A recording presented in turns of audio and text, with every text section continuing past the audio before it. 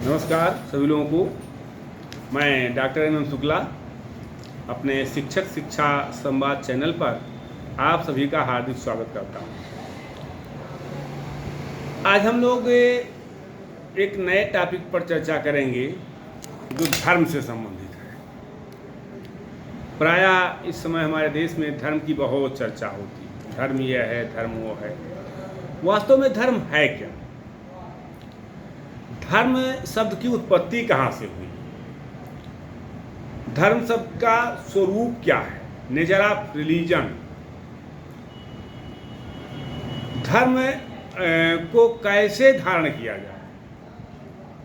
तो धर्म शब्द जो है वो धी धातु, माने धी यानी धारण करना, और उसमें धातु में मैं प्रत्यय लगाने से बनता है, जिसका अर्थ होता है कि जो धारण करे वह धर्म है। अर्थात धारणात् नाम धर्मा, धारणात् नाम धर्मा, यानी जो धारण किया जाए वो धर्म है। अब प्रश्न ये उठता है कि धारण करने योग्य क्या है? क्या धारण किया जा सकता है? तो धर्म उन सिद्धांतों का एकीकरण है जिनसे मानव और मानव समाज अपने अस्तित्व को धारण करता है। यानी धर्म के बगैर कोई अस्तित्व नहीं है। और ये भी कह सकते हैं कि यह अस्तित्व तभी बना रह सकता है जब मनुष्य और उसका समाज सन्मार्ग पर चले।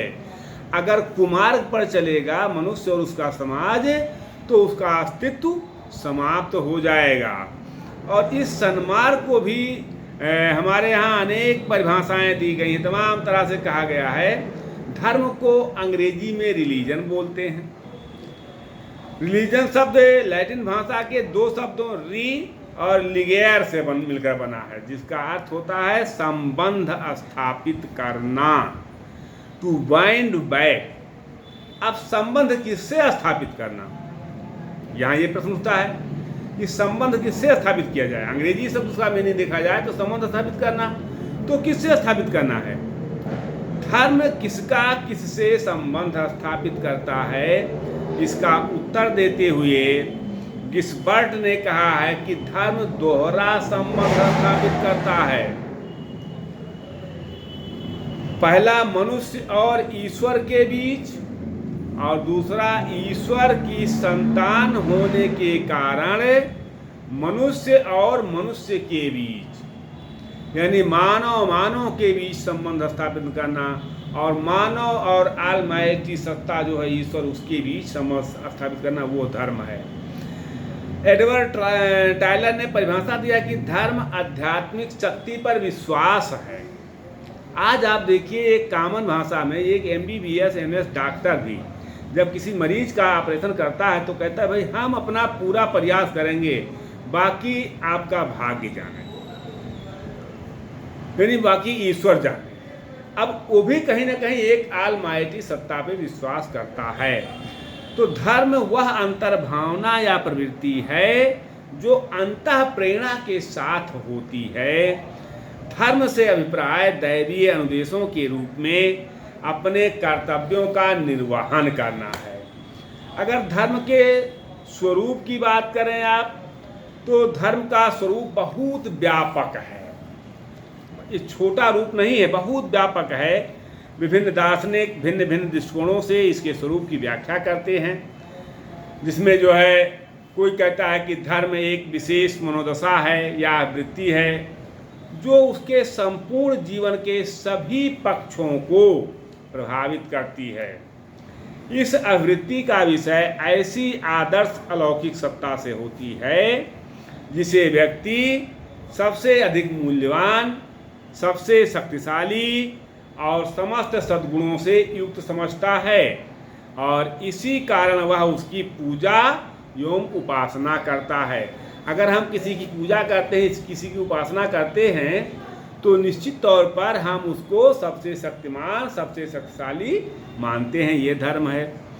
धर्म के लिए 3 आवश्यक तत्वों की बात की गई है। पहला बुद्धि, नोइंग आर रीजन। दूसरा है भावना, यानी फीलिंग और आर इफेक्टिव एलिमेंट्स। और तीसरा है क्रिया, बिलिंग और कॉग्निटिव एलिमेंट, व्यक्ति आरंभ काल से लेकर आज तक ईश्वर के साथ संबंध स्थापित करने के लिए प्रयत्नशील है, और उसने जो कुछ भी किया है, जो कुछ भी सीखा है, जो कुछ भी प्रयत्न किया है, वह उसकी बुद्धि का ही परिचायक है। लेकिन यह मानना उचित नहीं होगा कि धर्म एकमात्र बौद्धिक है। ईश्वर के प्रति व्यक्ति की अनुभूति, उसकी व्याख्या बुद्धि नहीं कर सकती है। धर्म के लिए भावना का भी महत्वपूर्ण स्थान है। व्यक्ति ईश्वर से प्रेम करता है, उसके प्रति श्रद्धा रखता है, उसे ये विश्वास होता है कि ईश्वर पूर्ण है, ईश्वर दयालु है, वह जो कुछ भी करता है उचित करता है, सही करता है, अच्छा करता है, हमारे हित में करता है, और वह इस भावना के साथ साथ धर्म में क्रियाशील भी रहता है। तो वह ईश्वर की या कह सकता है कि वह स्वयं जिस कार्य को नहीं कर सकता उसकी पूर्ति ईश्वर के द्वारा संभव है। बुद्धि और भावना के साथ साथ धर्म में क्रिया का भी महत्व है कि अगर बुद्धि है और भावना है और क्रिया नहीं कर रहे हैं आप, तो कोई काम नहीं होने वाला है। व्यक्ति केवल ईश्वर के विषय में ज्ञान प्राप्त कर, उससे प्रेम करके और श्रद्धा रखकर ही संतोष नहीं प्राप्त कर लेता है, अपितु वह अपनी क्रियाओं के द्वारा अपना प्रेम, श्रद्धा और विश्वास व्यक्त करता है। जैसे पूजा करना, आरती करता, ऐसे नहीं होता कि हम मान लिए भगवान है, बस हम अपना क्रिया भी करते हैं। सुबह स्नान करना, पूजा करना, पाठ करना, या मुस्लिम धर्म के लोग हैं जो वो नमाज पढ़ना, ईसाई धर्म के लोग हैं चर्च जाना, तो वो क्रिया करके द्वारा भी दर्शाते हैं। यानी तीनों एलिमेंट इसमें प्रयोग होते हैं, तीनों का प्रयोग किया जाता है। इन क्रियाओं में धूप, दीप, नैवेद्य, फल, फूल आदि पूजन सामग्री की सहायता लेता है, और इस प्रकार धर्म उन तीन तत्वों का समावेश है जिसका अभी मैंने चर्चा किया।